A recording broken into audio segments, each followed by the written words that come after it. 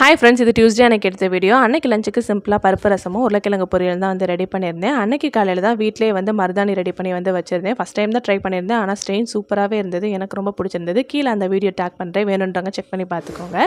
அன்னைக்கு evening snacks ஏதாவது ready பண்ணலான்னு பார்க்கும்போது வீட்டில் கொஞ்சமாக ரவை இருந்தது. சரி, ரவை கேசரி வச்சிடலான்னு சொல்லிட்டு ஃபஸ்ட்டு நெய்யில் வந்து நல்லா ட்ரை கிரேப்ஸை நல்லா ரோஸ்ட் பண்ணி தனியாக எடுத்து வச்சுக்கிட்டேன். இப்போ அதே நெய்யில் வந்து 1 கப் அளவுக்கு ரவை சேர்த்துட்டு நல்லா வந்து மிக்ஸ் பண்ணிக்கலாம்.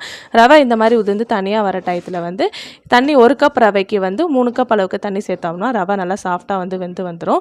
கொஞ்சம் நேரத்தில் மிக்ஸ் பண்ணிட்டு இருக்கும்போது இதெல்லாம் வெந்து வர டயத்தில் வந்து ஸ்வீட்னஸ்க்கு நான் 1.5 கப் அளவுக்கு வந்து சுகர் வந்து சேர்த்துக்கிறேன். அந்த கிளிப்பிங்ஸ் வந்து மிஸ் ஆகிடுச்சு. 1.5 கப் அளவுக்கு சுகர் வந்து கரெக்டான ஒரு ஸ்வீட்னஸாக இருந்தது. கொஞ்சமாக ஃபுட் கலர் சேர்த்து நல்லா மிக்ஸ் பண்ணி விட்டுடலாம். கொஞ்ச நேரத்தில் இது நல்லா வந்து டைட்டாகி வரும். அந்த டயத்தில் வந்து ஒரு 3 ஸ்பூன் அளவுக்கு நெய் சேர்த்திங்கன்னா நல்லா பேனில் ஒட்டாமல் சூப்பரான கேசரி ரெடி. நம்ம லேஸ்ட்டாக எடுத்து வச்சிருக்க கிரேப்ஸையும் சேர்த்துட்டு நல்லா மிக்ஸ் பண்ணி சூப்பரான ரவை கேசரி வந்து ரெடி. கண்டிப்பாக வந்து ட்ரை பண்ணி பாருங்கள். இந்த வீடியோ பிடிச்சிருந்தா ஒரு லைக் பண்ணுங்கள். நாளைக்கு வீடியோவில் பார்க்கலாம்.